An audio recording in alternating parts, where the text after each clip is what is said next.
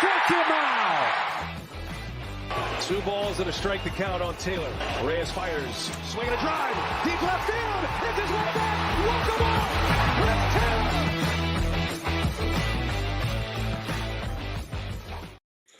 Hi, everyone, and welcome into DodgerHeads Live, presented by DodgerBlue.com. My name is Matthew Moreno. Joining me tonight, Daniel Starkand, who you drew the lucky straw, the lucky number out of the hat, if you will, because if you happen to see the show that Anthony and I needed to do last night, it wasn't pretty, but Dodgers bounced back and got a win to avoid a series loss against the Marlins. Yeah, I believe me and you did the Bobby Miller show last week. So as last night's game was unfolding, I was definitely was I don't want to say stoked, but I was okay with not being on the show last night. And like you said, definitely drew a better straw tonight with a good team win. Yeah, and I joked with Anthony last night that if Bobby Miller makes another start, that I was going to tell you guys, hey, whenever his start day is, I'm out. I'm not available. I'm sorry. I was going to, I don't know what I was going to be doing. I was going to be doing something. That's not going to be an issue now. The Dodgers did decide, if you missed it before the game today, they did option Bobby Miller down to Oklahoma City. They sent Michael Grove as well. Joe Kelly came off the injured list, and Zach, I believe, Logie. You don't have to worry about remembering that name. I'm sure. Yeah, it wasn't a memorable Dodgers debut for him tonight, but we'll get into all that. First, I want to thank everybody who's joining us live on YouTube, Facebook, and Twitter. And if you are on YouTube, please be sure to hit the like button on this video, subscribe to the channel, ring the notification bell, all that good stuff. And if you're listening via podcast on Apple, Spotify, Google, wherever you like to listen to get your audio from, we certainly appreciate you as well. And if you can subscribe, rate, and review there, it's definitely appreciated. We have our first super chat of the night, 300GJW. I feel like you've been really consistent with getting us going, so we appreciate that and the consistent support. It says, Lux just sucks. Knack pitched well, but our starters continue to not get in 6 innings. He ends it with a positive, good win. There's been, the stream since we put it up, I saw the chat was discussed. A lot of Gavin Lux discourse. He had that strikeout tonight coming off the bench. Mookie started at second base. It was his first time doing so since, I believe, May 29th. First time playing the infield since before he fractured his left hand. Left-hander on the mound, I think a little bit to be expected with that. We might see that in the playoffs. Where are you with Gavin Lux? Because he has obviously cooled off considerably from what we saw before, past couple weeks.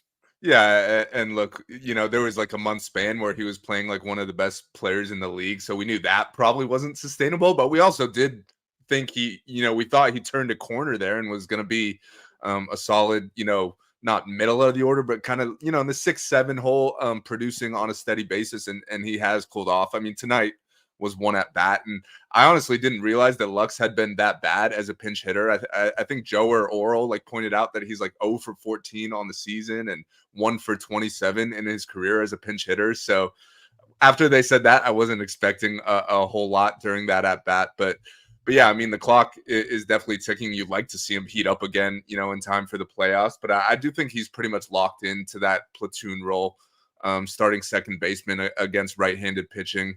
It's just he's not going to be in the 6-7 hole anymore. It's more like the 8-9 hole now. But, if that's one of your bottom of the order type guys, I still think your lineup's in a good spot, as we're seeing, the Dodgers offense has been rolling this week.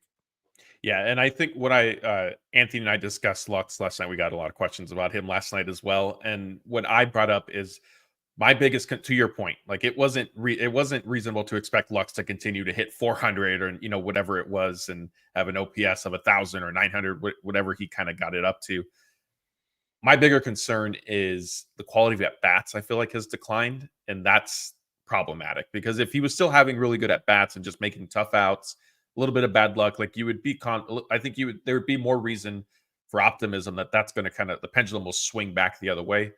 Whereas right now, we're not quite at the level of what we saw at the beginning of the season, but it's definitely closer to that than it is seeing from what we saw from Lux when he was going well. And as for Landon Knack, yeah, I mean, great outing, 5 scoreless innings. We're going to get into him a little bit and kind of, postseason implications, but thank you, 300 GJW for the super chat. We have another one From Ravens Moreland, it says the air bug is concerning. It starts with one and snowballs. Kike and Lux seem to be the catalyst. I agree, but I think I can double check. I think they played a clean. Oh, they had 2 airs tonight. I missed those. Yeah, that does kind of seem to happen for whatever reason with the Dodgers. Their errors come in abundance. Fortunately, tonight it didn't cost them. Yeah, and I was, when you were just talking about Lux a second ago, I was gonna kind of add on that the defense has been a little shaky lately, and that was in the first half of the season. Like even when he wasn't producing at the plate, like at least the defense was lights out.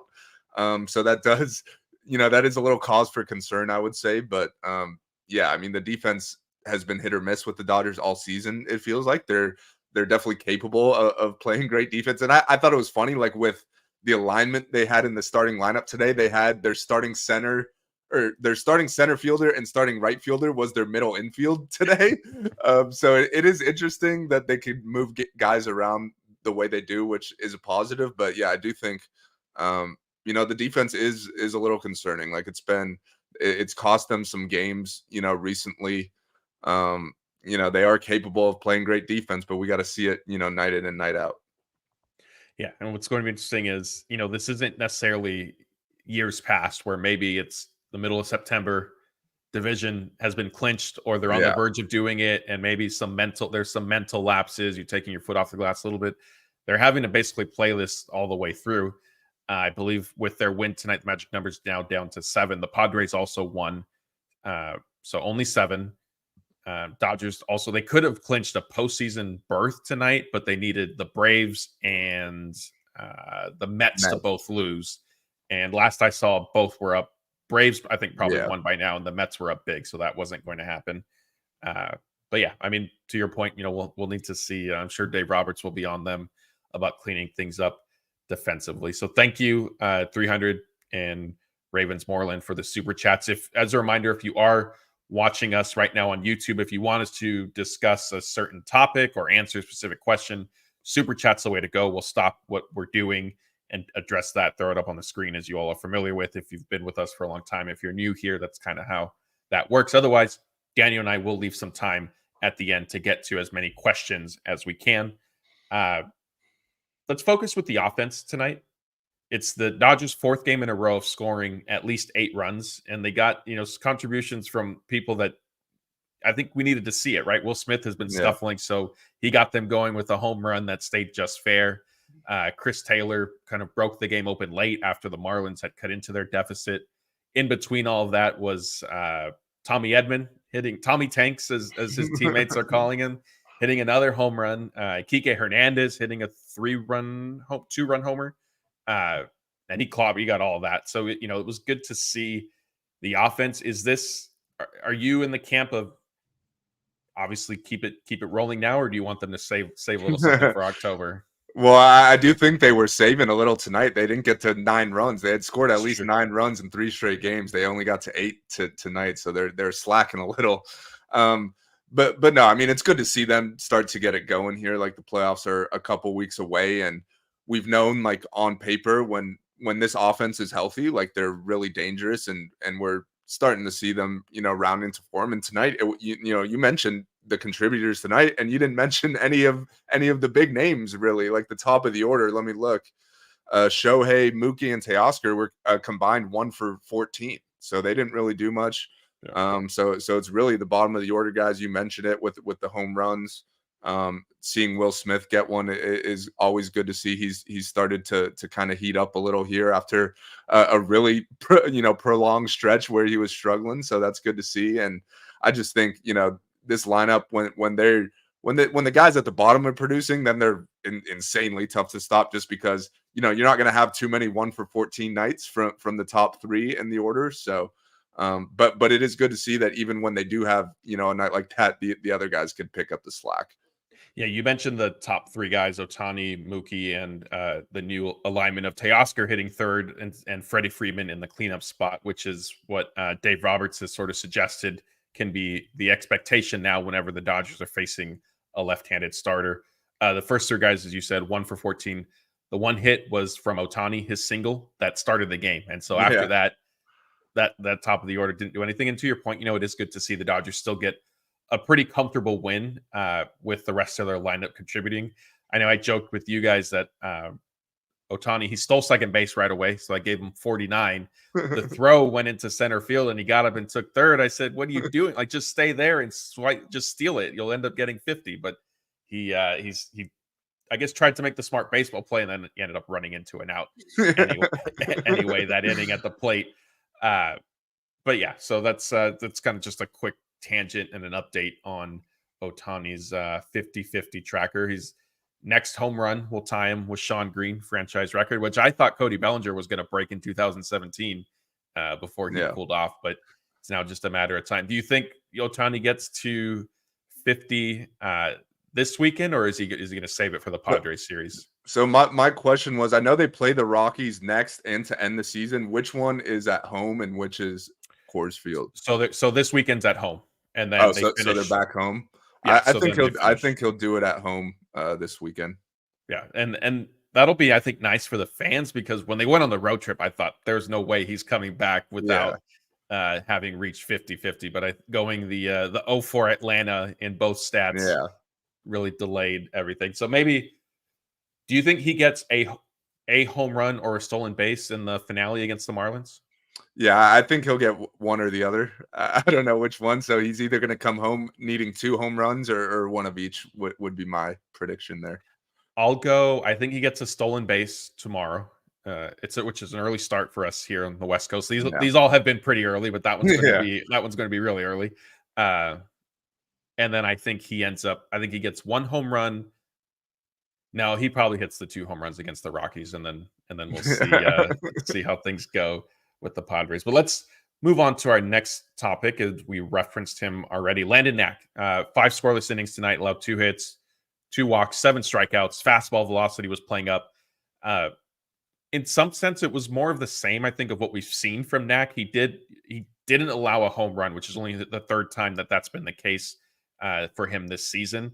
I know I've brought up his home run rate has been a little worrisome and problematic in my eyes. But I think what was especially nice to see from Knack tonight was how he bounced back from last week's start against the Braves.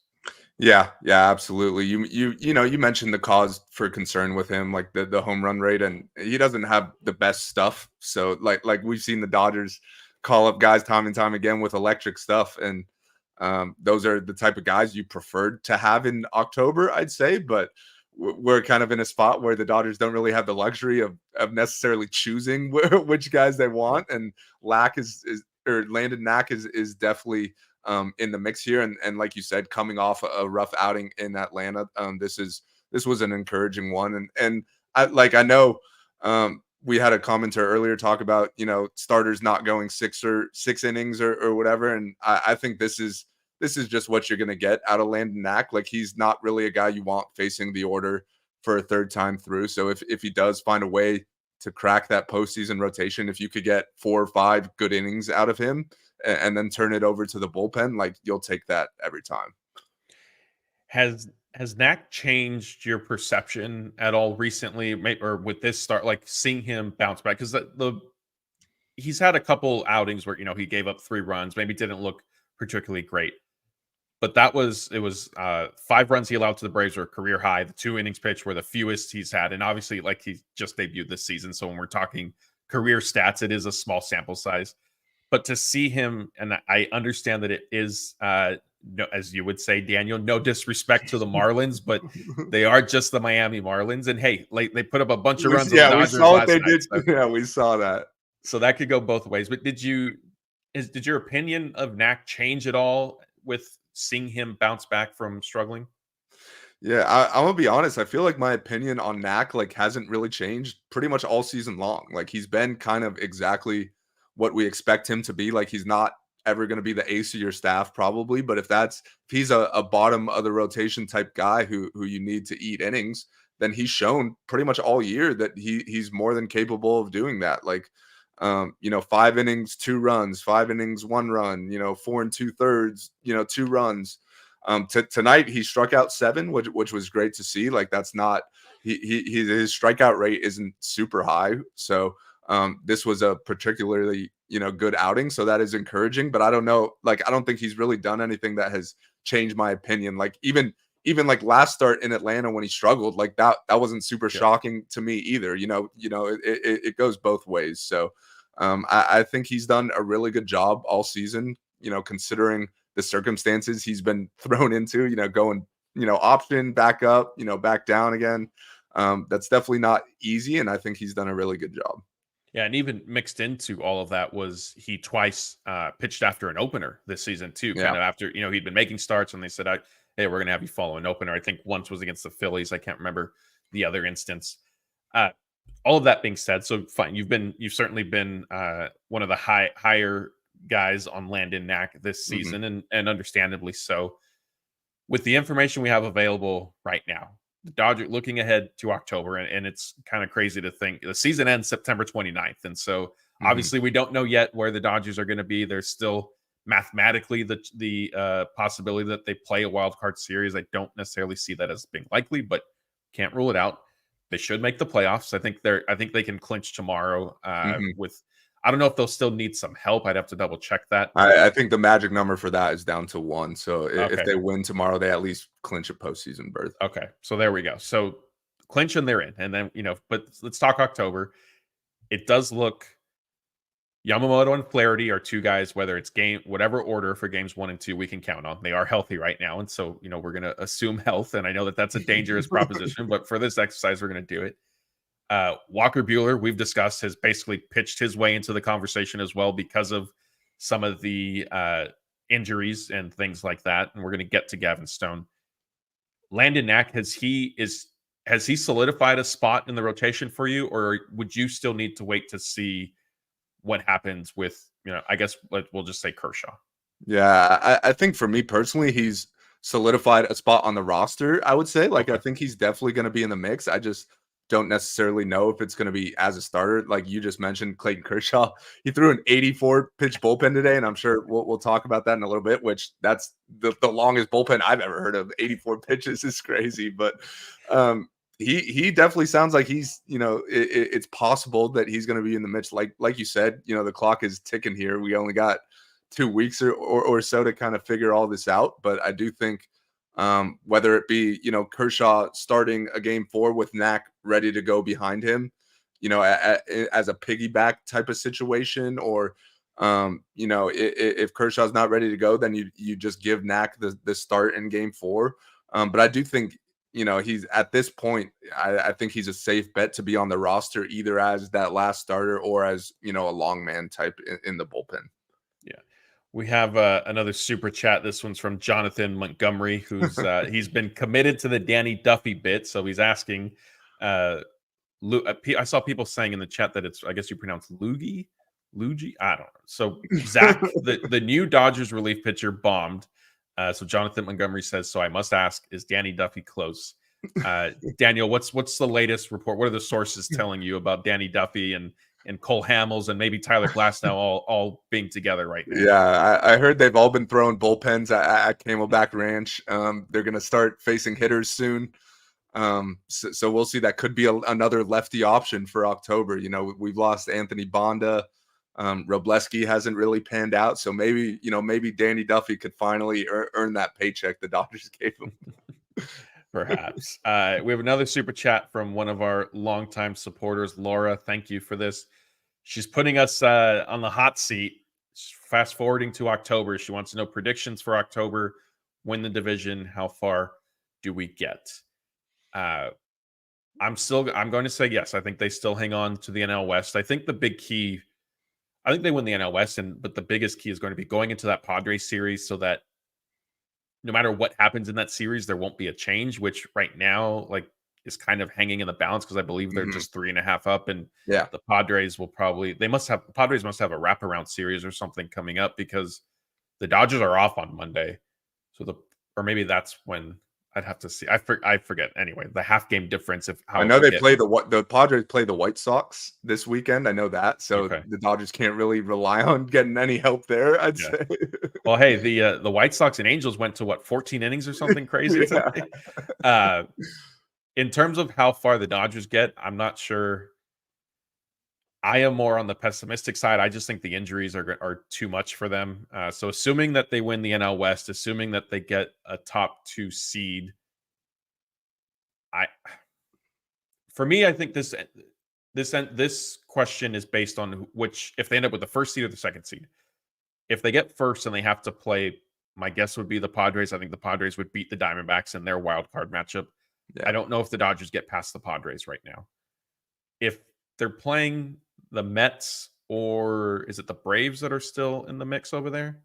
I think they're both pretty close, and whoever makes it out of them would play the Brewers.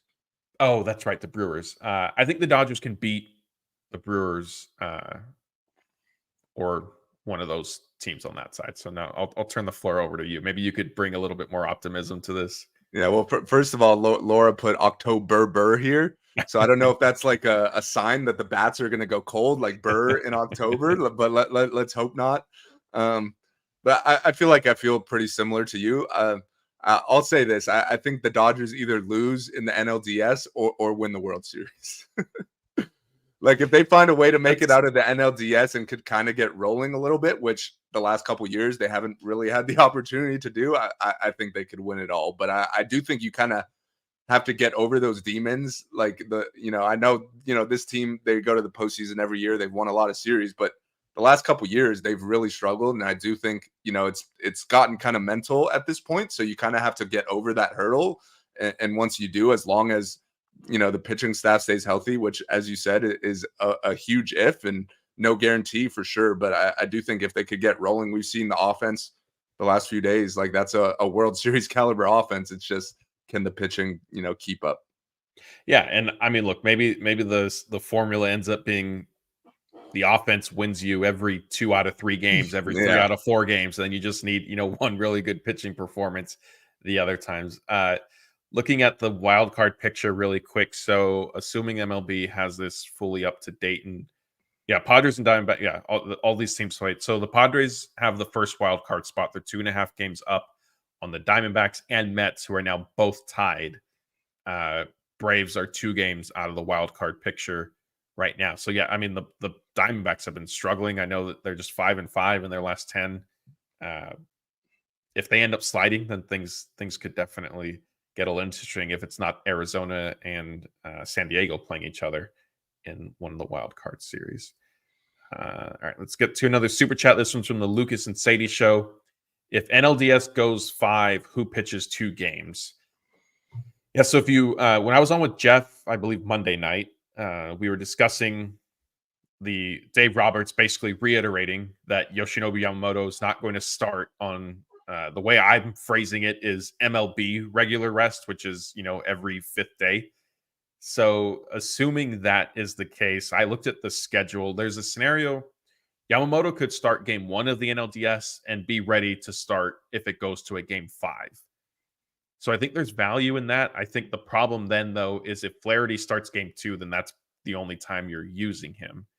So I don't know. Like, I guess it boils down to, do the Dodgers want 2 Flaherty starts, or do they want with the option of maybe, I'd have to double check the schedule, but maybe he can come back on short rest in game 4 if they're facing elimination for whatever reason or something like that.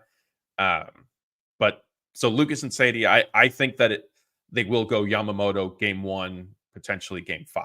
But Daniel, do you agree, or do you see it unfolding differently? I think that probably makes the most sense because, if that's how it plays out, then you would get Yamamoto for 2 starts in the NLDS. Like if the games go all the way, 1 in the NLCS and then 2 in the World Series, which obviously would be ideal. Like you'd have to make it through the NLCS to get there, obviously. But I do think that makes the most sense because, if you are able to close out the NLDS early, then you have, Yamamoto for game 1 of the NLCS, and then you have him twice in that series. So I do think it's probably going to be Yamamoto game 1, but you could convince me of Flaherty as well. But I definitely think it would be one of those 2 guys. I don't know if we'll see a shocker of number 22 back out there for game 1 again like last year. Hey, he's throwing a 80-something pitch bullpen session. Anything is possible at this point. You never know. That was a good question. And I mean, ultimately, look, the Dodgers, with their two, kind of frontline starters at this point, they have different options. And to your point, like, yes, if Yamamoto does start game 1 of the NLDS so that he can possibly start game 5, he's then not available until game 4 of the NLCS. So that becomes a little problematic. I don't know if it was Anthony or maybe Jeff. We've discussed this a couple times. One of them recommended, like, then just sweep the NLDS. You don't have to worry about it. And, hey, I couldn't argue that because, yes, that's always the best course of action, in my opinion. yeah. Just win every playoff game and the pitching takes care of itself. Yeah. Speaking of pitching, we've mentioned Gavin Stone a couple times. He's obviously been in the news over. If you've watched our videos the past few days, if you've read DodgerBlue.com, you know that the plan was for Gavin Stone to play catch. It seemed like it was going to possibly take place Saturday or Sunday while the Dodgers were still in Atlanta. It didn't. There was some confusion that maybe Dave Roberts misspoke and he really meant that Gavin Stone would play catch while the Dodgers are in Miami. That is obviously happening now. They have one more game left there, and bad news came down today that Gavin Stone's not, whether it was Atlanta or Miami, Gavin Stone is not ready to play catch at all. Dave Roberts said it was, quote, very unlikely that he would return from the right shoulder inflammation injury that he has this year, not just the regular season, for the playoffs as well. So kind of same boat as Tyler Glasnow. Shortly after, this isn't me trying to pile on to Dave Roberts. I know there've been a lot of interesting scenarios of late, but Gavin Stone was asked about his injury, and he's not closing the door on returning in the playoffs this year, which from a competitor standpoint, I get it, but I mean, it's not looking likely. I forget how optimistic or pessimistic you were with Stone's outlook, but considering the information we have now, I mean, is it safe to say that he won't be back on the mound? Yeah, I think that's probably safe to say. Like, we're sitting here, we got 2 weeks to go. Like, he would need to be building up by this point. Not like playing catch is one thing, but if you're just playing catch, you're a long way from pitching in a major league game. Like, you still got a lot of building up to do. So, I don't expect to see him. Like, I like this mindset from him. Like, he's definitely he wants to be out there, and he's going to do everything, in his, everything capable to be out there. But sometimes that's just not enough. And with these arm injuries, like, you never really know how things are going to go. Like, they might have a plan to play catch on Friday, and if he wakes up on Friday and the arm's not feeling good, well, he's not playing catch, and now everything just got moved back another week or so. So I'm not expecting to see him, but I do think it's worth pointing out, like, even if he's not ready for the NLDS, let's say, like, there's still potential for him to contribute more down the road, like if the Dodgers were to continue advancing. So, he should still do what he can, to be able to get to the point where he can pitch, because maybe the NLCS rolls around or the World Series rolls around and someone gets hurt, or Walker Buehler, continues to struggle, and you want another starter. Maybe Gavin Stone becomes an option down the line, but I wouldn't expect it at all, in the first series, and probably not at all. Just looking at the timing of everything, the time is not on his side. Yeah, and to your point about when Stone would pitch, right now it's looking like next week is the earliest, and so that, like, it further validates what you're saying. That this is just playing catch, so he would have to play catch. They would have to see how he feels the next day. If he's okay, then he would probably play catch then the following day, like 2 days later again, and kind of start that process and then get off a mound. Minor league season is ending this weekend, so there's not going to be any sort of rehab assignment. It would be simulated games at best. So yeah, it's certainly an uphill battle for Gavin Stone. I agree with you. Kind of keep playing this out to see, if he can get himself into a position to contribute. I know that when Stone went on the injured list, I think Friedman spoke that day or maybe the next day, and he right off the bat said, the calendar, it certainly isn't in our favor. So I think the Dodgers probably have a pretty strong sense. This is one case where I think the Dodgers are probably pretty accurate with their estimation of an injury, and it's more of just a player, understandably, not wanting to, close the book on this season just because he wants to be able to compete and help the team. So yeah, that's where that stuff stands. And just to add on to that, like, we saw the same thing with River Ryan. Like, when he got hurt, he didn't even want to come off the mound. And then I believe his comments that night were like, "Oh yeah, I'll be fine. I'll make my next start." And then He ends up getting TJ, and I'm pretty sure Tyler Glasnow said like similar things. Like I still could have pitched or whatever. Like these guys want to pitch, they're competitors. I get it. But at the end of the day, when your arm is not in shape to pitch, they're not just going to throw them out there and hope for the best.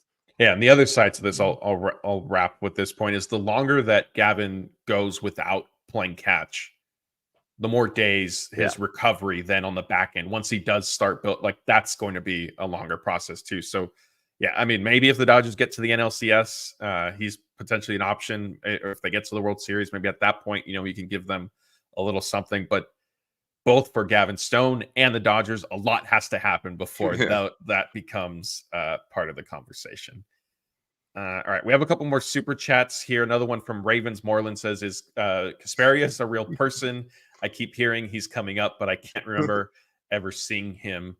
Did the Dodgers? They called him up at some point? They added him to the roster. He just didn't end up getting into a game before heading back down.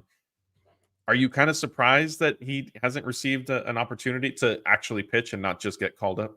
Yeah, I am a little surprised just because of the amount of injuries, and I am looking now. He did throw. I was going to say, actually, yeah, he impressed, I think, against the Diamondbacks, right? Yeah, I think that might have been the second time he got called up, because I think the first time they sent him back down without pitching, and then the second time he got an inning. But yeah, I mean, I feel like given the current state of the pitching staff, why not at least give him a look? Like he could have taken the last 2 or 3 Bobby Miller starts, and the results couldn't have been any worse. So I definitely would have given him a shot. And it's the same thing in the bullpen with Enriquez. Like, he should have gotten a shot a while ago.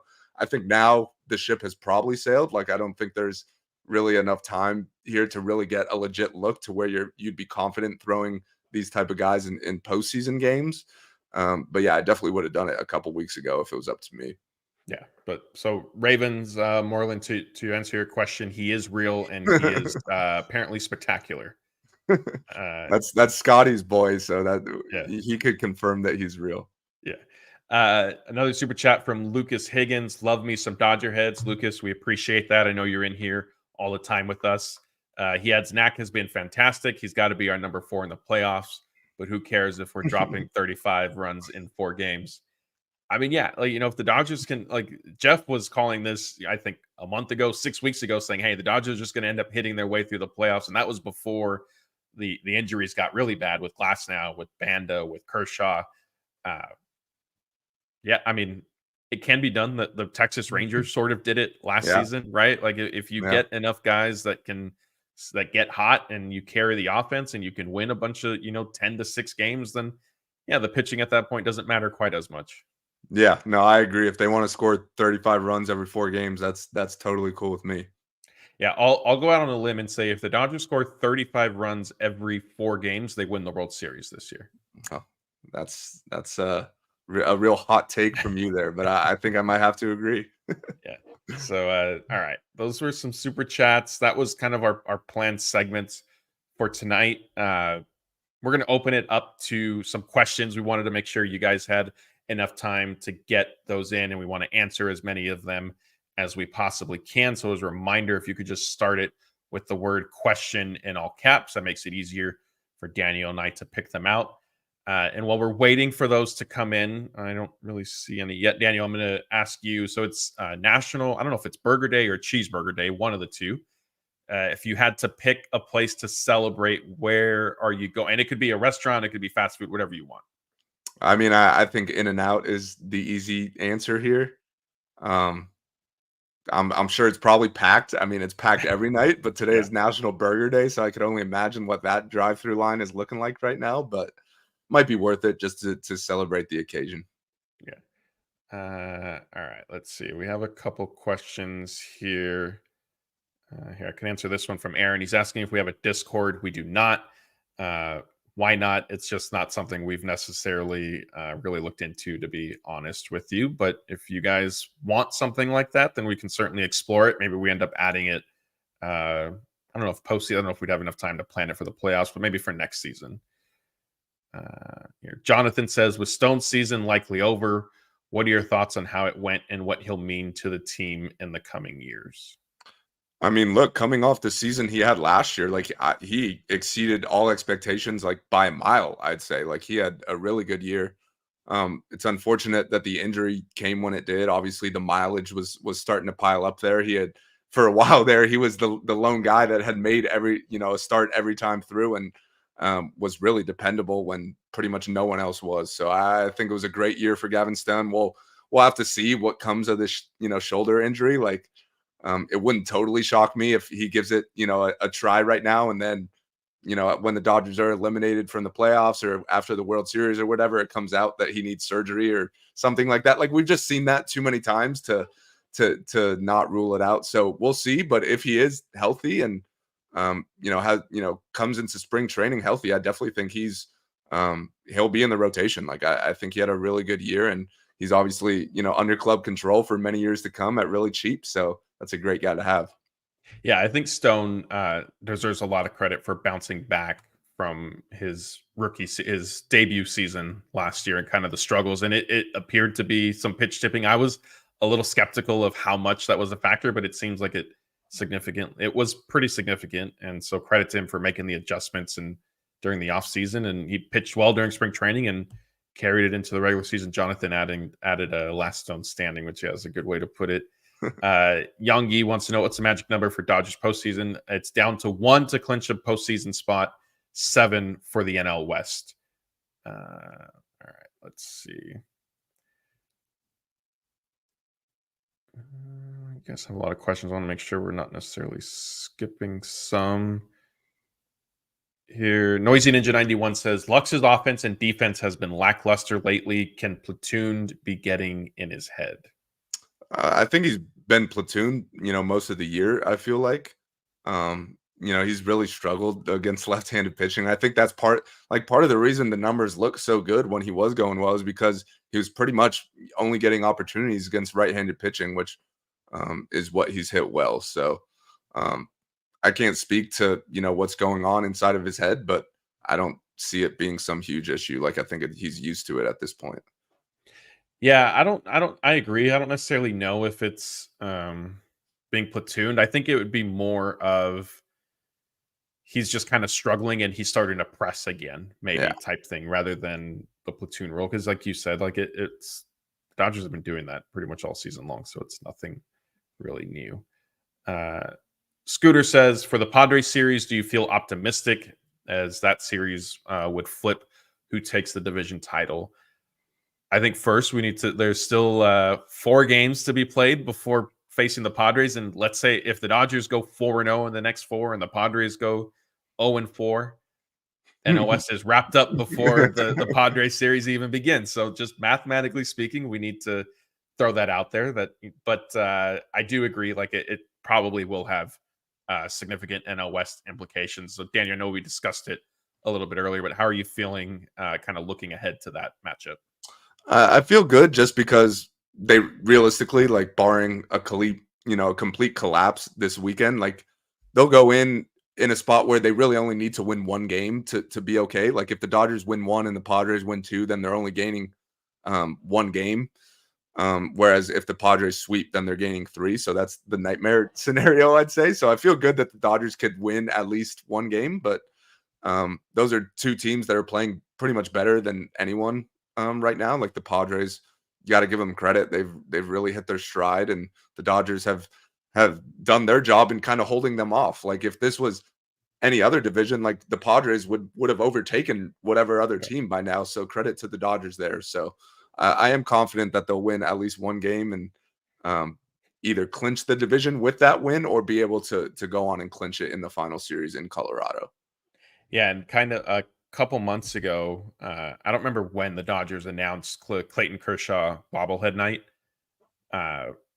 I bought ticket. I'm going. My wife hasn't been to a game because I'm usually in the press box, and so she wanted to go to a game. She had mentioned wanting to go to a game this season. They announced that, and I thought, okay, like let me see if I could find tickets for that. Weren't too expensive, so I bought them months ago. Kind of forgot about it. Like I knew it was coming up, didn't really think anything of it. It dawned on me tonight that like that game could end up. I think it's the Wednesday game. Could end up being potential NL West clincher, and or at minimum, like they could have just a lot of significance on the NL West. So going for potentially Kershaw's final bobblehead with the team and might get an NLDS celebration in the process, or maybe some heartbreak. But we'll be optimistic tonight. We're gonna stay. You're gonna bring them some good luck. Yeah. Laura wants to know if there's an update on Banda. He's the last update we had is that he's playing catch at Camelback Ranch, which is certainly encouraging. So not necessarily on the verge of returning, but looking like he could end up being a potential option at the very least. I would think maybe the playoffs if he's not back during the regular season, because again, like I'm so used to, because of the COVID season kind of delaying everything, that the regular season like leaked into the first few days of October. And now we're back to the old format where end of September it's done. So time is running out for the regular season, but maybe he gets back in time for the playoffs.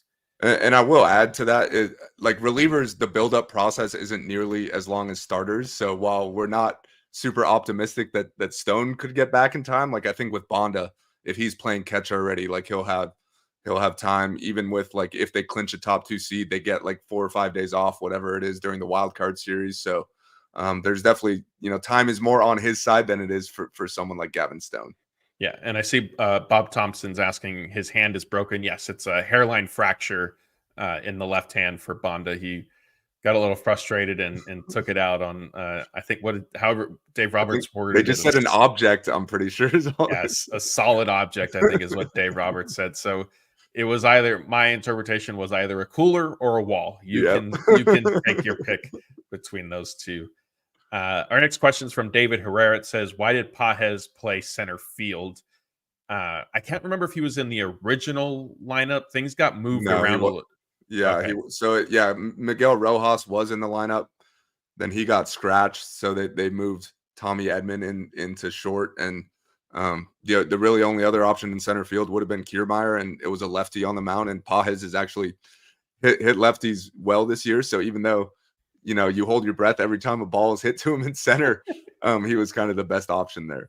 And did you see the one catch he made with him and Teoscar? Like Teoscar was like ready, he thought he was going to drop that. Yeah, that was classic. And to Pages' credit, he threw that runner out at third base there when it looked like the game was kind of starting to spiral there after I forgot whatever his name is, gave up 3 runs.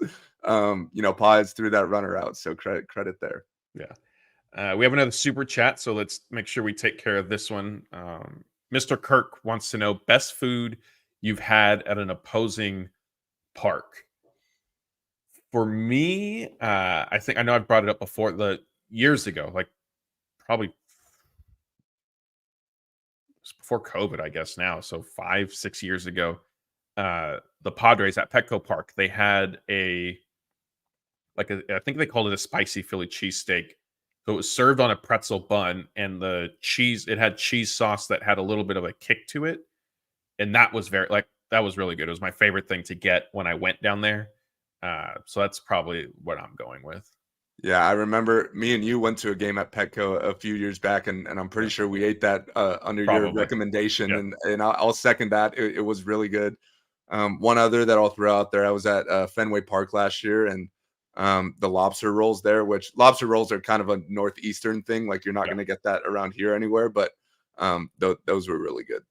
Yeah. And I was trying to remember, I felt like I had some 1 or 2 good things for when I went to Oracle for that NLDS against the Giants, but I don't know why I can't remember specifically, but whatever it was, it wasn't like their garlic fries on it. Like it was like an actual kind of meal, but I don't know. Unfortunately, it's escaping me. But Mr. Kirk, that's what we've got. I would like to see, we'll keep answering questions, but if you guys have had really good food at other stadiums, let us know, because I'm curious to see what everybody's eating. I know I've gone on record that the food at Dodger Stadium is a little subpar as a whole. They have a couple things that are really good, but collectively it's just a little underwhelming. Well, here, Jason said Hodad's Burger at Petco. I have had that. I've also eaten at a Hodad's in San Diego. Their burgers are very good.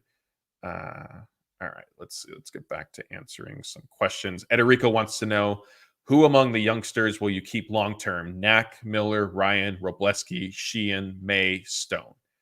My answer is all of the above. Yeah, I mean, all these guys, you're not paying them much, so there's no reason to get rid of any of them. And I would say out of this group, who kind of sticks out to me, River Ryan for sure.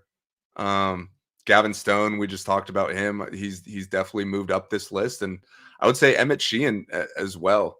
I know we haven't seen him at all this year, but we all liked what we saw out of him last year, so we'll see how he looks coming back from the injury. And I'd add in, there's even more you could add in here. Nick Frosso is a guy we haven't seen this year who should be back. Kyle Hurt is a guy that we've seen, a little bit of, and we've liked him as well. So a lot of young, talented arms. They just can't find a way to keep any of them healthy. You said Nick, and I my mind immediately went to Nistrini. So shout out our guy Blake. Yeah, I don't know if he's had too inspiring of a year over in Chicago. Back to our food question really quick. Wayne says he had funnel cake at Nats Park. It's the best thing I've had recently, but most ballpark food just isn't that great in my experience. I agree with that, and I haven't I've done all of the NL West. I haven't really done a lot outside of that. I still stand by Petco Park has really good food, like a bunch of different options. So that's impressive. And otherwise, I am inclined to agree with Wayne. I know Daniel, it probably extends to Staples Center and stuff like that as well. Yeah. Like, prices are so crazy now that it just makes sense to like go to a restaurant beforehand, eat, and then go to whatever event you're attending, just because if you have the time, it makes more sense. Let's see if we get this one quick. Aaron wants to know who's the person dunking on the top left framed picture behind you, Daniel, because he says yes, he's right about LeBron. Yeah, so the one right above my head, this one is LeBron. That one's Anthony Davis, and that's Mookie, of course. Is that AD? Is he in the Minneapolis, the white uniform? Or is it just don't worry about it. No, they're just the classic home whites, Sunday whites. Okay, cool. Well, there you go. Hopefully we'll be seeing a lot of Anthony Davis dunks this season, but other than that, we probably don't want to do a whole lot of Lakers talk right now. All right, we'll answer a few more questions here. Let's see what we have. Like Mike wants to know if we would be down to do a post game at Dodger Stadium. Logistically, that would be pretty hard. We'd have to have multiple people there just because once a game ends, we do need to go downstairs to the clubhouse to get you guys the post-game interviews and stuff like that. And then also, where would we set up, especially now with the different like bag rules and things like that. I was talking to Blake about this like years ago when I was doing the website and like we had a smaller staff. If you weren't available, and if my wife wanted to go to a game and we went, I would take my laptop and just work from the seat and connect to the Wi-Fi. But now with the clear bag policies and stuff like that, like there's no way that that's even possible. So while we would love to do it, I just think unfortunately logistics would kind of make it borderline impossible. Here we have a couple more super chats. Paul Myers says brisket nachos at Arlington. That sounds good. I can't say that I've had them, but I would be open to that. Yeah, that sounds really good, honestly. Our good friend Bob Nightingale is getting in a little jab about the Padres thing. I heard Petco Park has great ringworm ice cream. We'll leave that one alone. But Bob, I hadn't heard that, so I'm just going to take your word for it. Another super chat from Ravens Moreland.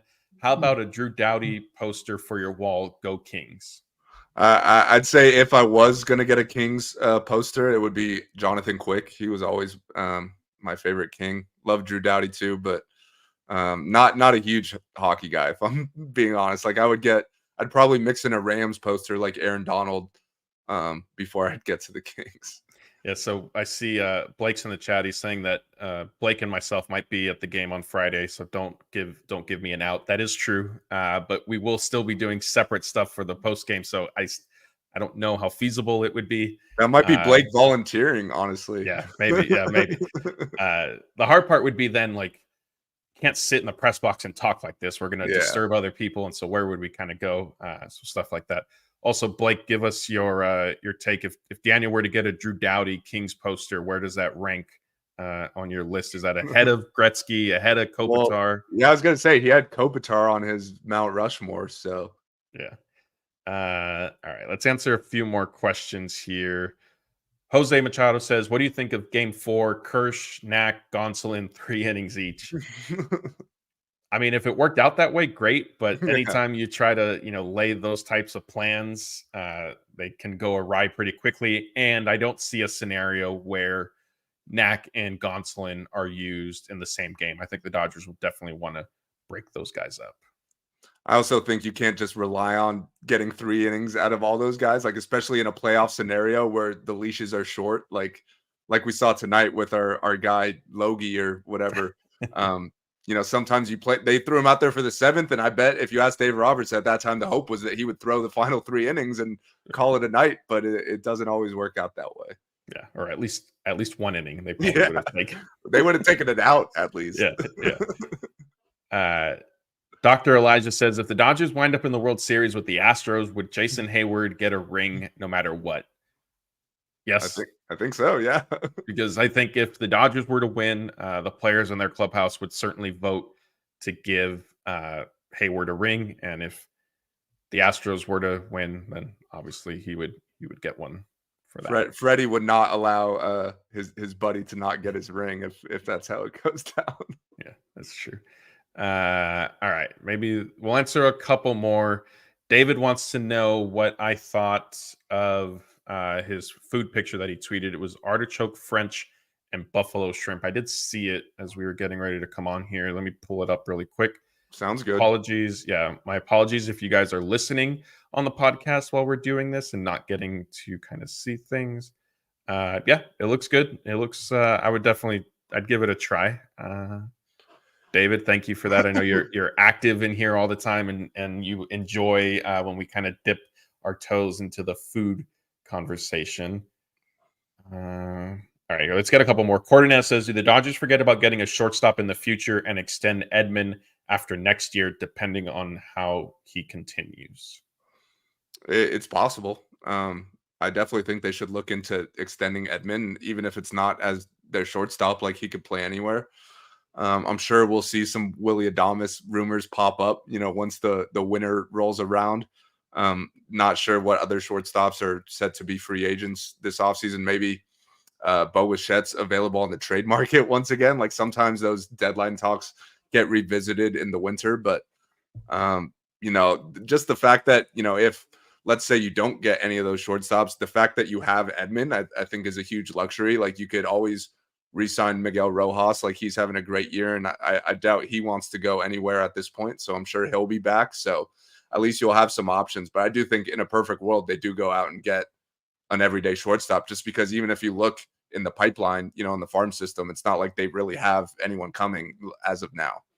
So you don't necessarily see Edman being the everyday shortstop next season? I think he can if you don't get anyone, but I do like having him, as a versatile guy that you could play pretty much anywhere. Like, I don't know if I'd like, my preference would not be to lock him in as the everyday shortstop, but if that's what it ends up being, like, it's definitely not the worst spot to be in. Okay, we'll answer a couple more. And while we're doing that, if you guys in the chat could let Blake know if he should try pumpkin pie tea or pumpkin spice chai at Disneyland, or which one of those should he try first the next time he goes. So apparently he's going to get both of them. Which it's a lot of pumpkin in one day. Yes, to me, I would say if you're getting both of those, then who cares what order you're getting in? Just get them, Blake. But if you guys could be so kind as to let him know which one he should get first, that would be appreciated. I agree with Wayne. Both sound terrible. I'm not a pumpkin. I don't like pumpkin anything. So yeah, neither it would be my answer to that. Yeah, I agree. All right, couple more baseball ones. GI wants to know, is Wroblewski getting a playoff spot if Banda is unavailable to pitch in the NLDS? I don't necessarily think so. I mean, it would be a bullpen role, which we haven't really seen from Wroblewski yet. And he also just hasn't been particularly effective, I think. And that was, I didn't realize it until Jeff did an exercise with me when we were looking at kind of starting pitching options about a month ago, maybe. And just kind of blind test looking at statistics. Wroblewski's were the worst of the group. And so I don't really see any scenario where he's on a playoff roster. Yeah, I agree. Bob Thompson wants to know thoughts on lineup construction, Pajes, CT3, Kike. Hey, the offense scored 8 runs and they won. So, or did they end up? Yeah, 8 and they won. So, but in reality, like we mentioned earlier, Pages wasn't in the initial lineup. It was Miguel Rojas at shortstop, Edmund out in center field.